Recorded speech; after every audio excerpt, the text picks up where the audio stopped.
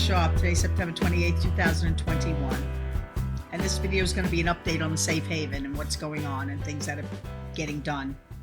And last night at 12:04, I received this prophetic poem, actually from the Holy Spirit, about the safe havens. So let me read you what he said. The safe havens are places to stay, so you will not dismay. They will have flowers and beautiful views of the hills, the mountains and the plains, where the bride will remain until the harvest time is right, and he comes like the thief in the night. Fruit trees and maple syrup that grow off this precious land, and cattle and deer and turkeys in abundance for all my children who were willing to give up their lives for the kingdom.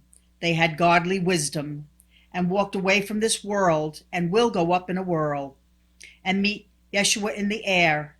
Not all will dare. You must believe and become part of these communities where you will have all the annuities.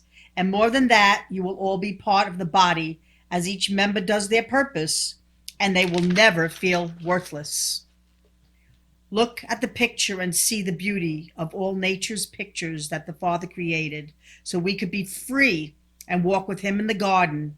And look at the ray of colors, so exquisite you could not even believe your eyes, but you can see that your heart will agree that he did make it for you and for all to see, that he is one with love and shares it with his children so we can have fulfillment.